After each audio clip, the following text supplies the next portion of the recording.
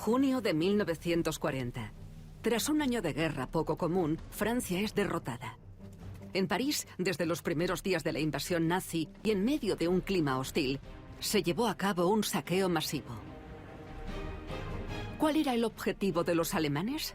Los trofeos de guerra de Napoleón. Armaduras, cañones, espadas, fusiles, escudos. En total, más de 2000 objetos de guerra. Un verdadero tesoro. El Hotel Nacional des Invalides y su Museo del Ejército se quedaron sin parte de sus colecciones. ¿Por qué se llevaron los símbolos del emperador? ¿Por qué querían que el Tercer Reich tuviera los trofeos de una guerra pasada? ¿Cuál era el destino del tesoro de les Invalides?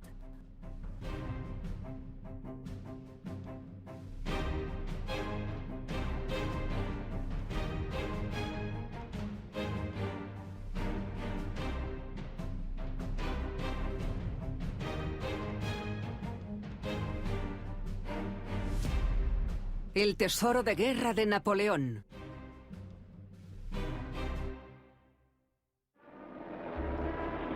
Mayo de 1940.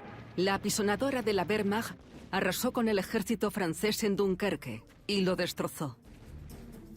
Los alemanes se dirigían ya hacia la capital. Enseguida la preocupación se apoderó de París, y en Les Invalides, como en el resto de museos franceses, decidieron evacuar las prestigiosas colecciones. El director del Museo del Ejército en aquel momento, el general Mario, sabía que los alemanes se acercaban y, como preparación para la guerra, se habían organizado unas 40 cajas para evacuar los objetos más importantes del museo.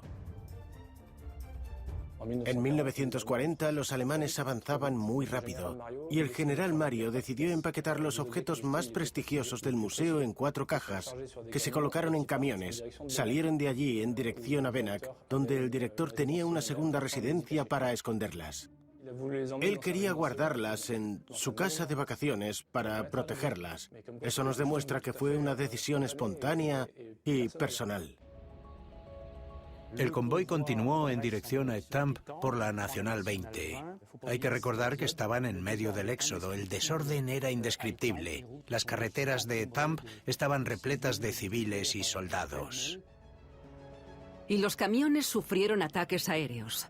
Apenas llegaron al recinto ferial de Étampes, en la entrada de la ciudad, tuvieron que abandonar los camiones. Los conductores murieron o huyeron y dejaron allí las cajas dañadas. Las cajas que contenían las reliquias de Napoleón. Las colecciones que se transportaban en las 4 cajas que se llevaban a Venac eran realmente valiosas. Muy valiosas. Sombreros que el emperador llevó en la batalla de Eylau. El gran collar de la Legión de Honor, la espada de Austerlitz e insignias como las águilas. También yacía en el suelo un morrión. Esta pieza formaba parte de un conjunto de objetos que se recogieron en Étampes. Es un morrión de la guerra del electorado de Sajonia, de finales del siglo XVI. Es una pieza muy bien elaborada, pero no se incluyó en las cajas que se enviaron a Étampes, que contenían objetos muy relacionados con el emperador. Sufrió muchos daños por los bombardeos, como podéis ver aquí. Mientras tanto, el 15 de junio, el teniente Obenburg, de la 44ª División de Infantería, se adueñó de Étampes. Con sus hombres, se encuentra por casualidad con las cajas tiradas en el suelo. Él, consciente del valor de esos objetos, pero sin poder protegerlos, decide confiárselos a los franceses. Anduvo unos 100 metros del recinto ferial hasta el hospital y se lo contó al médico, director del Hotel Dieu, que se quedó perplejo. Vio un sombrero del emperador, un bicornio y unos fusiles que se habían roto. Junto con su enfermera, transportaron las cajas en un carrito hasta el hospital. Hizo pasar el cargamento por material médico para no llamar mucho la atención, ya que estaban en guerra. Pero el médico no podría esconder su preciado cargamento para siempre. Por eso contactó con el alcalde de Versalles para entregarle el contenido de las cajas. Los alemanes autorizaron la transferencia de las reliquias, que llegaron sanas y salvas al despacho del alcalde. Convocaron a los conservadores del castillo para redactar un inventario y fotografiar los objetos. Al abrir las cajas, la emoción se apoderó de todos cuando descubrieron que contenían las piezas únicas más preciadas de la historia de Francia. Entre los rifles, las pistolas y las medallas, hallaron el objeto que más les conmovió. Algo muy íntimo y que no podría pasar desapercibido. Es algo más que único. Su valor es incalculable. Es un cofre que contiene las llaves del sarcófago del emperador, que ahora se encuentra bajo la iglesia del Domo. Era el objeto más preciado de Les Invalides. Estas llaves se habían puesto en las cajas junto al sombrero, el gran collar de la Legión del Honor y el abrigo de Marengo. El cofre se selló en 1840 y no se ha abierto nunca. De hecho, en teoría, está intacto y no debería abrirse nunca. Sabemos lo que contiene, ya que hace poco se vio con rayos X, y sí, están las llaves del sarcófago del emperador. Es un milagro que no se dañara, es una suerte. Una vez se recompusieron, los conservadores se dieron cuenta de que no podían guardar ese tesoro en Versalles, ya que está ocupada y podría llamar la atención de los oficiales alemanes menos escrupulosos. Por esa razón y para protegerlo, lo enviaron a un museo dedicado a Napoleón, el castillo de Malmaison. No sabemos qué pasó después, desde que el director de Malmaison se hizo cargo de los objetos. No sabemos bajo qué circunstancias ni en qué momento, en qué fecha, los objetos que estaban de forma provisional en Malmaison se llevaron de vuelta a Les Invalides. Podemos imaginar que se almacenaron un tiempo en Malmaison antes de volver al Museo del Ejército, bajo autorización alemana o sin ella. El misterio sigue sin resolverse. No obstante, cuesta pensar que se enviara un cargamento tan preciado a París en medio del caos. Sea como sea, hay que felicitar al gobernador de Les Invalides, que hizo bien en desconfiar.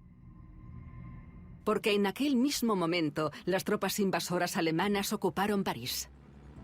Uno de sus primeros objetivos, Les Invalides, para recuperar sus banderas de la Primera Guerra Mundial, que se las habían llevado los franceses como trofeos de guerra. Cuando los soldados alemanes de la Wehrmacht llegaron, hicieron lo que cualquier nación hubiera hecho, tratar de recuperar los emblemas que habían perdido en 1914. Las primeras banderas que le robaron a los alemanes en la Primera Guerra Mundial las habían colocado justo debajo del órgano de esta tribuna. Se las entregaron de forma solemne al gobernador de Les Invalides, que los recibió en la entrada de la iglesia e inmediatamente las pusieron aquí. Y aquí es donde vinieron directamente ellos, en 1940, a descolgarlas.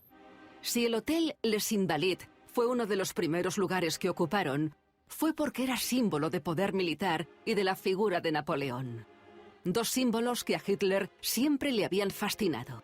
Esto lo demuestra un documento revelado por la CIA que data del 3 de diciembre de 1943. En aquel momento los estadounidenses reclutaron a una persona que había sido muy cercana al Führer para así conocer su psicología, sus gustos y admiraciones. El capítulo del informe sobre autoidentificación lo dejó muy claro. A Hitler le interesa más Napoleón que cualquier otra figura histórica de Europa. El Napoleón soldado, propagandístico y emperador es el que le interesa. Hitler admiraba a Napoleón, sobre todo por sus logros militares y por haber logrado conquistar casi todo el territorio europeo en un tiempo récord. Gracias a los archivos, sabemos que tenía un busto de Napoleón en su despacho de Múnich, en la sede del partido. Lo tenía colocado en un lugar de tal forma que lo podía ver mientras estaba en su mesa de trabajo. En el informe se afirmaba que también sentía la misma admiración por Federico el Grande, rey de Prusia, y por Blücher, el gran mariscal prusiano que venció a Napoleón. Aunque Hitler admiraba el talento militar de esos hombres, pensaba que su propio talento era mucho mayor. Cuando Hitler realizó su única visita a París el 23 de junio de 1940, se encargó de que se le viera como uno de esos grandes conquistadores. Después de la ópera y el Arco de Triunfo, Hitler hizo una parada en la tumba de Napoleón. La tumba de Napoleón se convirtió en el lugar más visitado durante la invasión. Su importancia será tal que el conservador tuvo que instalar una plancha de madera en el suelo, porque las suelas de hierro de los soldados estaban deteriorando el mármol. La visita de Hitler no fue ninguna casualidad, ya que Les Invalides era un sitio muy simbólico. Era el museo de guerra, lo que es muy significativo. Hitler se adentró en la cúpula de Les Invalides junto a su fotógrafo oficial y el arquitecto Albert Speer. Fue un momento solemne y para la ocasión llevaba puesta una gabardina blanca. No parecía un combatiente, estaba allí para homenajearlo. Sostuvo un casco sobre el pecho y se inclinó sobre la tumba del emperador. Hubo un largo silencio. Su pose hacía referencia a un cuadro de Napoleón inclinándose delante de la tumba de Federico el Grande. Era igual como un reflejo. Quería decir, este gran hombre se inclinó hace un siglo delante de un prusiano. Y ahora, yo, Hitler, me inclino ante ti. Su intención era mostrar que Prusia, antepasado de Alemania, a la que conquistaron y humillaron en 1806, se había convertido ahora en la más fuerte de Europa. Fue un gesto evidentemente muy simbólico. A veces Hitler posaba como un soldado, otras veces posaba como un gran hombre. Aquel día posó como un gran hombre, como Napoleón. Hasta tal punto que al irse de París, Hitler tomó una decisión. Al día siguiente, ordenó al general Keitel organizar el robo del tesoro de Les Invalides, centrándose especialmente en las colecciones del Museo del Ejército que tuvieran relación con Alemania y su glorioso pasado. Lo que más le interesaba eran los trofeos de guerra que Napoleón se había llevado en el siglo XIX en las guerras contra Alemania, Prusia y Austria. ¿Pero por qué quería recuperar los trofeos del emperador? Los trofeos de guerra son la primera prueba de que un combatiente ha vencido a su enemigo. A veces se ofrecían como regalo. Primero se ofrecían a los dioses, luego a los reyes o a la patria. En cualquier caso, los trofeos eran botines de guerra muy simbólicos. Un botín de guerra era aquello que se cogía del terreno después de la batalla. Apropiarse de objetos es algo muy simbólico, porque esos objetos llevaban el escudo de armas de la nación contra la que se luchaba.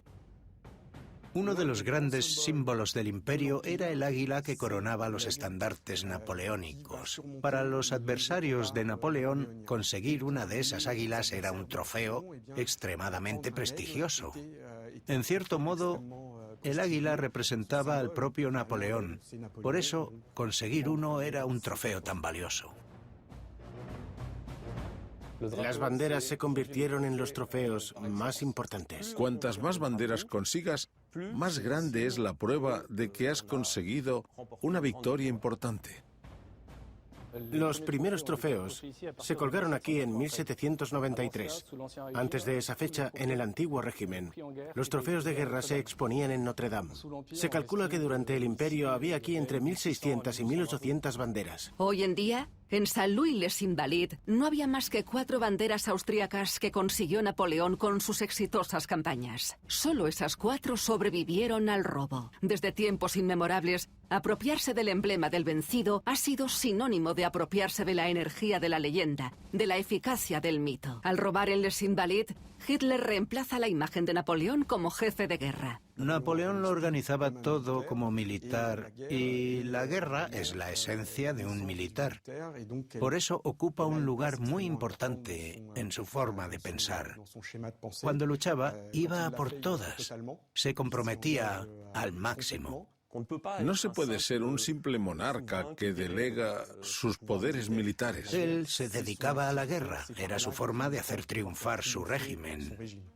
De ser un simple cabo a emperador de Francia, Napoleón conquistó el territorio europeo mediante la guerra. Tras sus exitosas campañas en Italia, renunció a enfrentarse directamente con los ingleses después de una invasión en 1805. Prefirió centrarse en la Europa continental y dirigirse al este y a Alemania. La invasión de Alemania fue muy diversa. En función de los estados que ocupaba, Napoleón actuaba con más o menos delicadeza. Prusia fue la que más sufrió en su confrontación con Napoleón, porque fue el Estado que más buscó el enfrentamiento. Al principio, Francia trató de imponer una serie de valores nuevos y revolucionarios que, además, los franceses veían como valores universales y que estaban ligados a la idea de la liberación de los pueblos. Sin embargo, estos pronto dieron paso al deseo de Napoleón de expandir la cultura dominante por medio de su ejército, el cual era más fuerte que el resto. Como emperador, quería someter a toda Europa. En 1811, la Francia de Napoleón contaba con 130 departamentos y 9 de ellos estaban en Alemania. En aquel momento, Hamburgo era un departamento francés. Ninguna invasión de la historia ha sido limpia. En una invasión se saquea, se roba, se profana, se humilla. Es una venganza. La humillación del vencido y la euforia del vencedor. Como expresión de ello, el saqueo forma parte de la lógica de la guerra por excelencia. Según Napoleón, la apropiación de la riqueza de un país financiaría la próxima guerra. En nombre del gobierno, él mismo organizó el robo de un gran número de obras de arte que más tarde enviaría a París, como pasaba normalmente en el régimen. La expoliación no era nada nuevo para él. Se trataba de cuadros, esculturas y manuscritos, pero también de armaduras, monumentos y archivos. En general, debía llevarse a Francia y guardarse allí todo lo que antes hubiera contribuido a la gloria y la dominación de otra civilización desde el punto de vista cultural. El ejército napoleónico, desde los generales hasta los soldados, eran bastante codiciosos. Durante 15 años realizaron saqueos a gran escala. Siempre hubo un lado delictivo en las guerras de la Revolución y del Imperio, aunque variaban dependiendo de los oficiales al mando y de las órdenes que recibían. Se incautaron muchas cosas en el contexto de la victoria. Por ejemplo, tras la batalla de Austerlitz, los franceses invadieron Viena y se apropiaron de prácticamente todo lo que había en el arsenal. Los franceses salieron de Viena con vehículos cargados de armas, artefactos y materiales que habían robado. Eran tantos vehículos que tardaron 6 días en partir. Hubo algunos ejemplos espectaculares de apropiación de monumentos que dejaron huella. En Berlín, por ejemplo, Napoleón ordenó que la cuadriga que adornaba la parte superior de la puerta de Brandenburgo se llevara a París en 1806, antes de que la recuperaran los prusianos para enviarla de nuevo a Berlín en 1814. Pero el ejemplo más célebre de apropiación es, sin duda, el de la famosa espada del rey prusiano Federico el Grande. Una vez vencidos, los prusianos en Jena. Se fue a los apartamentos de Federico el Grande, del Palacio de Sanssouci, y se llevó varios artefactos que se consideran recuerdos históricos muy valiosos. Envió a París los adornos de Federico el Grande, su abrigo y, sobre todo, lo más importante, su espada. Eran trofeos de guerra, pero también un símbolo y una especie de legado, una forma de transmisión de sus talentos bélicos, de una virtud militar, la de Federico el Grande a Napoleón Bonaparte, que se consideraba a sí mismo su sucesor. Era uno de los jefes de guerra a los que él quería igualar y al que había superado al vencer al ejército prusiano. Esos trofeos de guerra, esos saqueos, esas humillaciones, sobre todo en Prusia, alimentaron la semilla del nacionalismo alemán. Muy pronto surgió en Prusia odio hacia Napoleón y se le consideraba un tirano, un belicista que había provocado la caída de Prusia y así se convirtió para siempre en un enemigo. Ya que Alemania aún tenía muy presente la lucha por la liberación durante la Guerra de la Sexta Coalición de 1813 y la invasión tan dura que había sufrido durante la época napoleónica, para la mayoría de los alemanes, Napoleón no era ningún héroe. Ese antagonismo existía ya de alguna forma durante el periodo napoleónico. Esas semillas ya estaban plantadas, pero si nos centramos en los hechos, esas semillas fueron importantes. Las humillaciones de 1807, 1808, etc., explicaban las tensiones franco-alemanas y la guerra de los 70, y el odio que continuó y dio paso a la Primera y más tarde a la Segunda Guerra Mundial. La respuesta es no. El odio y la revitalización del nacionalismo alemán no son suficientes por sí solos para explicar las guerras europeas del siglo XX. Sin embargo, fue lo que Hitler utilizó para establecer su Reich. Justificó las expoliaciones y los saqueos de toda Europa con la recuperación de un patrimonio cultural que era originalmente alemán. Y eso es lo que sucedería en París, en el Museo del Ejército. Los alemanes se anticiparon, tenían todo planeado desde los años 30, y Francia era el objetivo. Después del armisticio de junio de 1940, se instaló en París una unidad secreta nazi para organizar la expoliación artística del continente. Se le llamó ERR y la dirigía Alfred Rosenberg. La misión de la ERR, el equipo de intervención de Rosenberg, era confiscar documentos, libros y obras de arte para así apoderarse de todo lo que fuera valioso. Todo lo que tenía que ver con lo militar se hacía por separado. Esta era una orden que provenía del alto mando de la Wehrmacht, el general Keiten, y se enviaba al contraalmirante Lorey, que estaba a la cabeza del Museo Militar de Berlín. A esos se les llamaban agentes recolectores y recibían instrucciones del jefe del arsenal del Museo Militar, aquí en Berlín. Esa orden llegó el 24 de junio del 40, es decir, 10 días después de la llegada de las tropas alemanas a París. La idea era hacerse con todos los trofeos militares de origen alemán y con alemán definido de forma extremadamente amplia por los oficiales nazis. El objetivo era repatriarlos a Berlín a los museos de los que los habían robado. Hermann Lorey y sus hombres aparecieron en Les Invalides con unas listas e hicieron que los militares franceses permanecieran en sus despachos. Fue acompañado de muchos colaboradores especializados en arte militar para llevarse las piezas del Museo del Ejército que creían que pertenecían a Alemania. Sabían lo que buscaban, y no era complicado, ya que tenían conocimiento de lo que los franceses se habían llevado durante la Revolución y el Imperio. También sabían lo que el ejército francés había confiscado entre 1920 y 1921, en virtud del Tratado de Versalles, y que ahora estaba en el Museo del Ejército. Eso incluía las banderas de los regimientos alemanes arrebatadas durante la Primera Guerra Mundial, la artillería y todas las banderas francesas que habían conseguido durante la guerra de 1870 y 71. Todos esos objetos los habían repatriado a Francia en 1919. Esta era la lista de Hermann Lorey, el director del Seyhaus, el Museo del Ejército Alemán.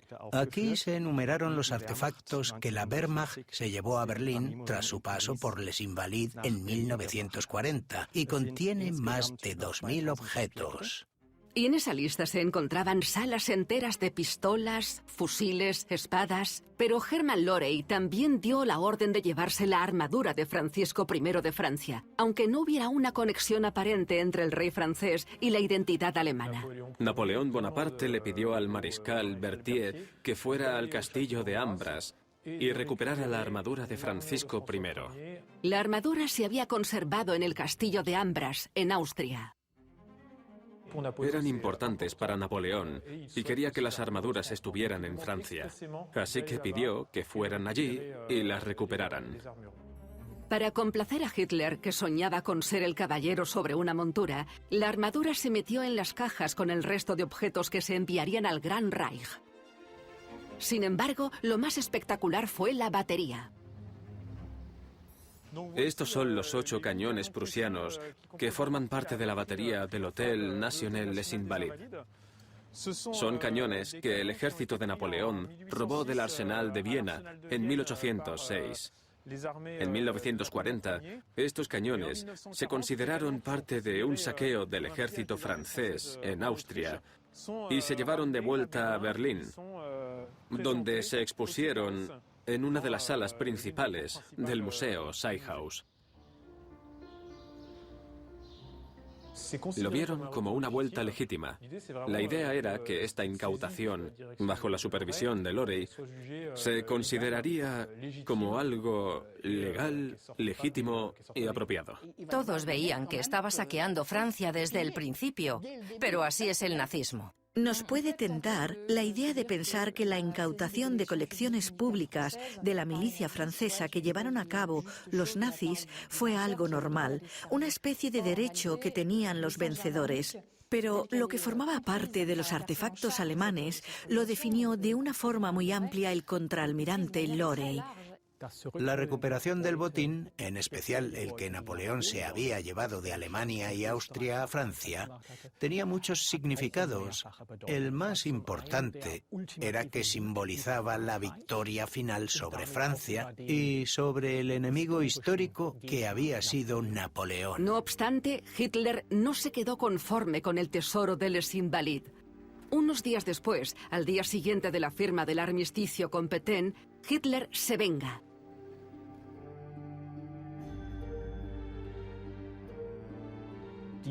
El nacionalsocialismo había considerado siempre el Tratado de Versalles como una humillación, y un punto esencial de su política era derogarlo.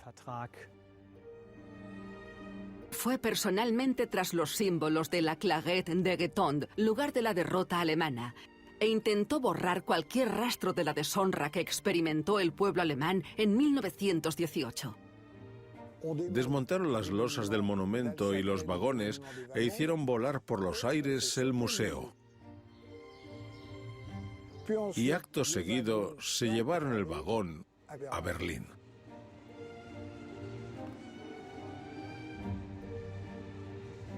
Utilizaron caballos para borrar cualquier rastro. Cuando se fueron, la estatua del mariscal Foch estaba completamente sola. No había nada más. De forma simbólica, estaba claro que el cabo Hitler había vencido al mariscal Foch. Un punto importante para el régimen nazi era el trauma que ellos, como sociedad y como ejército, habían sufrido tras la derrota en la Primera Guerra Mundial. Los nazis insistían constantemente en el hecho de que se necesitaba una terapia para superar ese trauma. Y la terapia que le propusieron los nazis a los alemanes debía durar 1000 años. Era un tercer Reich más grande, más poderoso, más monumental que cualquier otro imperio, con Berlín como centro de poder. Y ese es precisamente el destino al que se dirigían las colecciones del Museo del Ejército, escoltadas por el contraalmirante Lorey. Un lugar inquietante si los franceses querían conseguirlos algún día, ya que desde 1937 el Reich milenario había ideado un plan maestro inspirado en las grandes capitales europeas. Como Hitler le había contado en secreto a Albert Speer, él soñaba con un gran Berlín. Un Berlín que reviviría la grandiosidad antigua y las decoraciones neoclásicas. Al salir de Les Invalides, Hitler le había dicho a Speer: París es hermoso, ¿verdad? Pero Berlín tiene que ser aún más hermoso. Cuando hayamos terminado Berlín, París no será más que su sombra. Berlín tiene que adaptarse a su nueva e increíble misión. París, Viena, Venecia, Roma, todas las veían como inspiración clásica para Germania, la nueva capital mítica y de ensueño.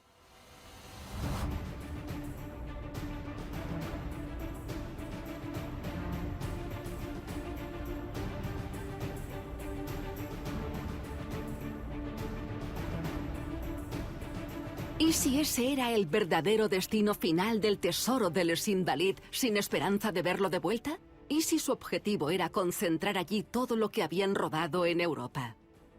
La ciudad de Berlín, a la que llamarían Germania, debía poder albergar todo lo bonito del mundo, lo más prestigioso, incluyendo lo relacionado con el arte.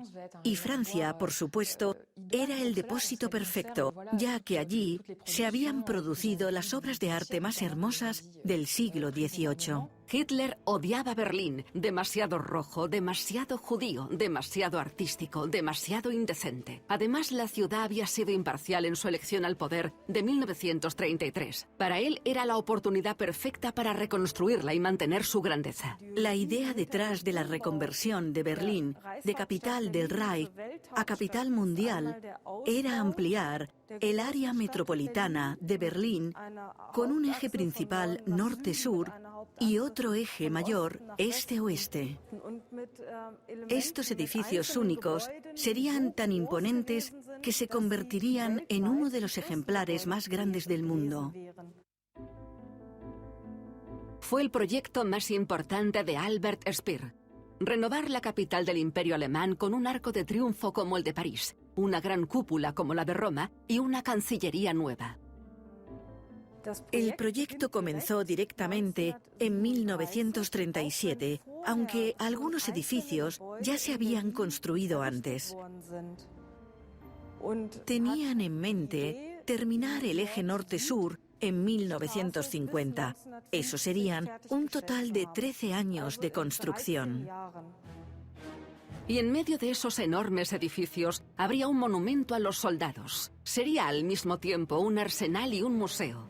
Un monumento gigantesco en memoria de los fallecidos en la Primera Guerra Mundial, con una cripta que contendría las tumbas de los mariscales alemanes más importantes. Y además, el vagón de Guetond, el vagón de la deshonra, el símbolo que selló la derrota de 1918. Antes de llegar a Berlín, en el camino de vuelta, el vagón se paró en las estaciones más importantes y los alemanes que querían verlo debían pagar. Se suponía que se iba a exponer al público en Seyhaus, pero no cabía en el museo.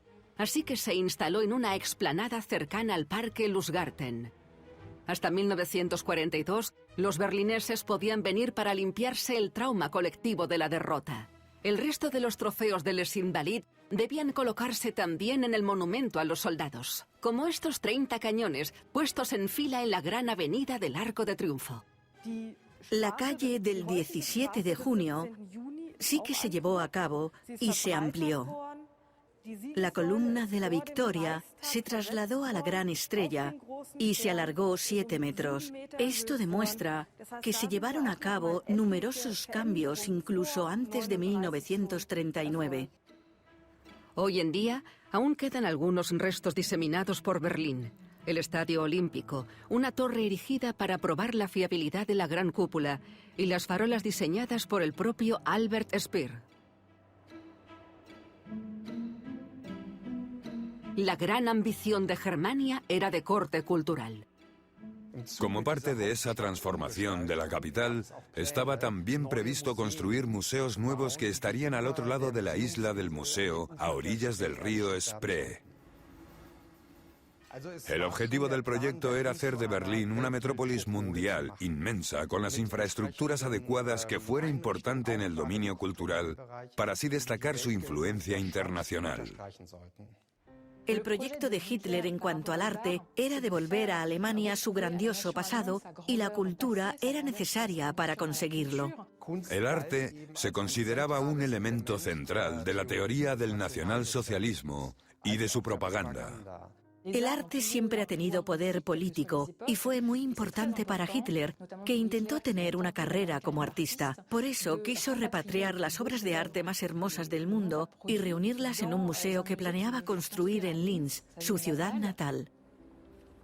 Planeaba construir un nuevo museo de arte con una colección de obras maestras de gran calidad que se equipararan a las del Louvre o el Prado.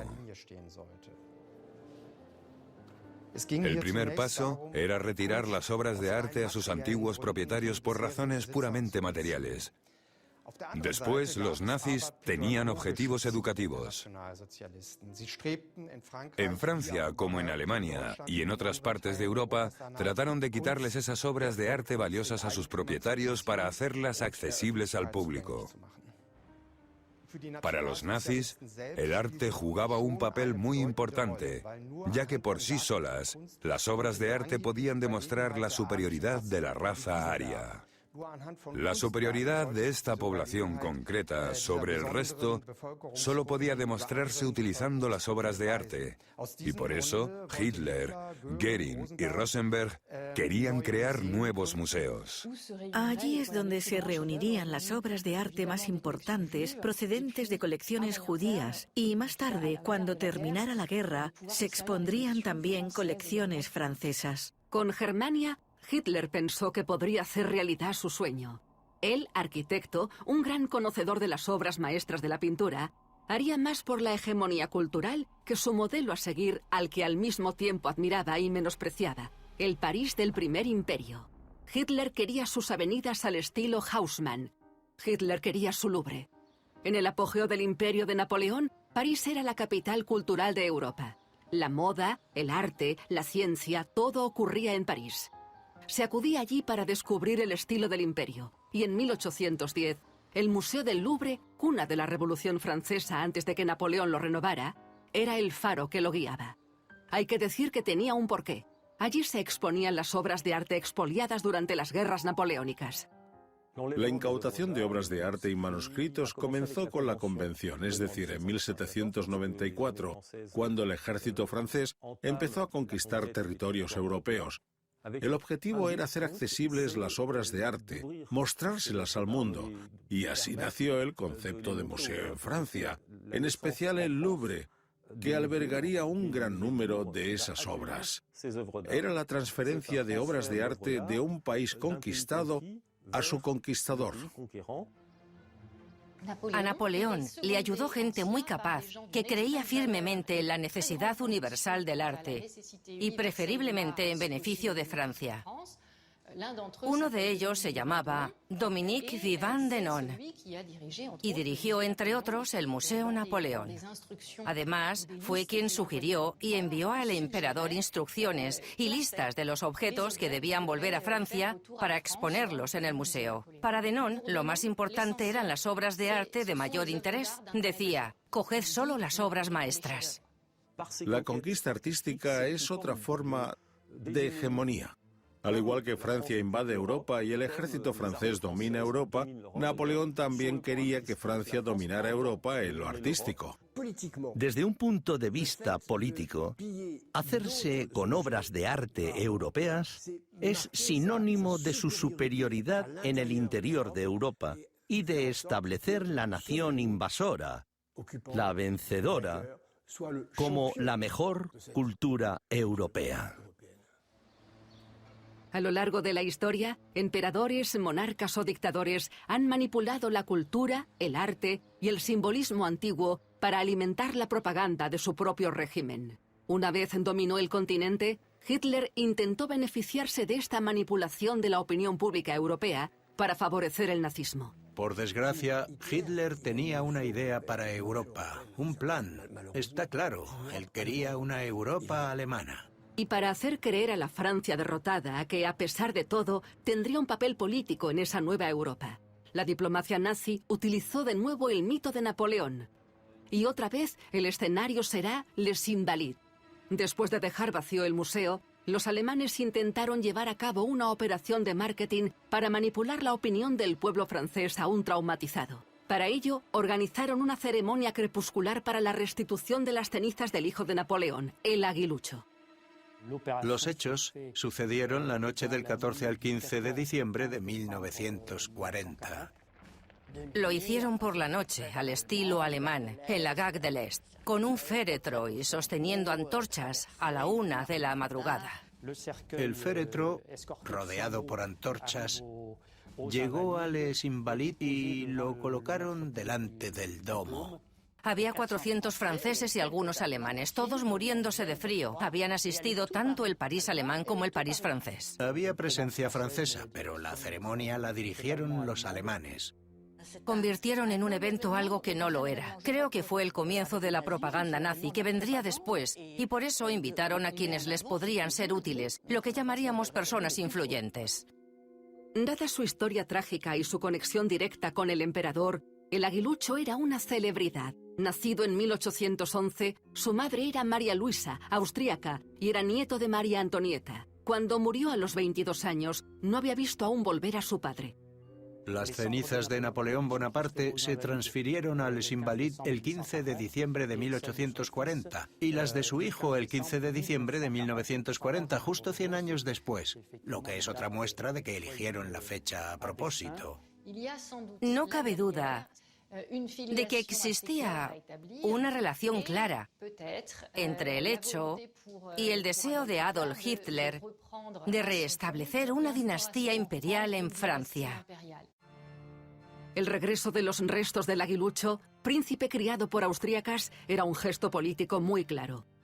Hitler, el vencedor, lo tenía claro. La idea era darle a Francia la ilusión de que tendría un lugar en la futura Europa alemana. Y darle esa ilusión es, en efecto, revivir el mito napoleónico. Es cierto que Europa no será francesa como cuando lideraba Napoleón, será alemana. Pero Francia tendrá su lugar, así que tomad las cenizas de su hijo. Pero era un símbolo de la colaboración franco-austriaca o franco-alemana. Era un símbolo, era un hijo de una unión franco-alemana. Así que devolverlo al país era un gesto de buena voluntad. Por un lado, los nazis en el poder, los invasores, lo estaban robando todo. Pero por otro lado, les estaban devolviendo un símbolo. Y parece que funcionó, al menos desde el punto de vista de la imagen, porque todo el mundo lo recuerda. Fue, sin duda, una forma de conquistar la opinión pública, pero no tuvo el efecto que planeaban. Creo que en 1940 los franceses aspiraban a algo más que volver a ver las cenizas del águila. Los parisinos se lo tomaron con un poco de humor. Se hizo famoso lo que decían: los alemanes nos roban nuestro carbón. Y era verdad, estaban requisando mucho carbón en París. Hacía frío, también para los alemanes. Los parisinos decían: cogen nuestro carbón y nos devuelven las cenizas. Mientras tanto, en Berlín, los hombres del Lorey estaban ocupados con la transferencia del tesoro de Les Invalides a otros museos. Los objetos más prestigiosos, como los fusiles, las banderas y la batería, se expusieron de inmediato en el patio del Arsenal. Meses después, en abril de 1941, enviaron la armadura de Francisco I a Viena, Austria, donde sería la pieza principal de una exposición del Museo de Bellas Artes. Pero dada la violencia de los bombardeos aliados en Alemania, los nazis temían perder su botín. Los artefactos del arsenal, al igual que numerosos objetos con valor histórico como los botines de guerra y otras piezas de museo, se evacuaron relativamente pronto, a partir de 1942. Esas piezas importantes se retiraron de las exposiciones y se almacenaron en otros lugares más seguros, como, por ejemplo, las torres de defensa antiaéreas o los castillos ubicados fuera de Berlín. Y fue entonces cuando se perdió el rastro a algunas piezas. A finales de 1944, los aliados avanzaban rápido en Alemania. Hitler, para quien la armadura de Francisco I significaba mucho, ordenó su traslado al castillo de Petersburg, en el Tirol. Otros objetos se enviaron a Múnich, Dresden o Nuremberg. A principios de 1945, el botín de Les Invalides estaba repartido por varios escondites nazis.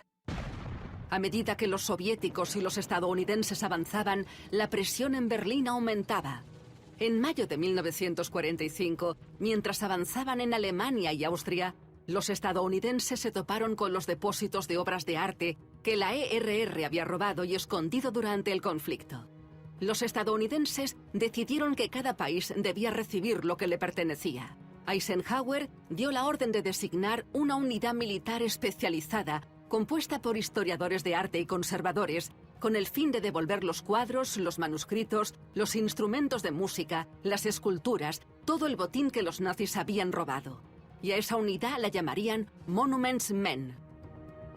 En Francia, una mujer miembro de la Resistencia y asistente de conservación del Museo du Jeu de Paume tendría un papel determinante para los estadounidenses. Se llamaba Rose Balan. Durante el tiempo que duró la guerra, estuvo muy cerca de los alemanes y arriesgó su vida grabando el traslado de piezas.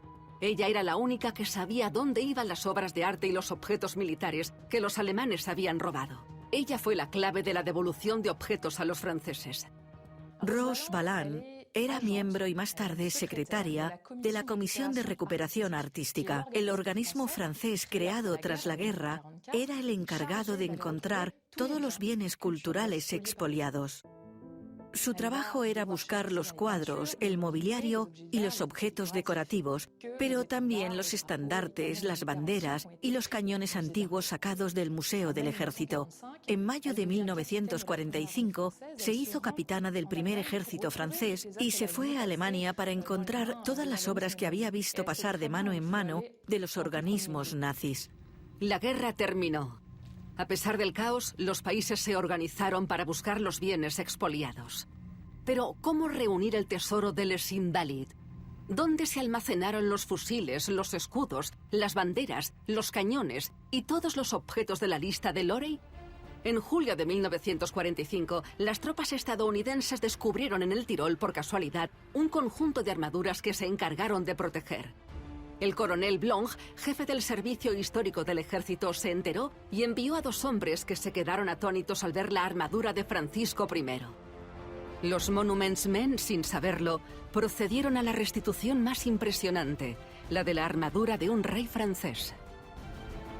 Dado su éxito en 1946, Blanc decidió preparar una misión para recuperar el resto de trofeos, pero sería mucho más difícil de lo que pensaba. Necesitaba a Rose Valland.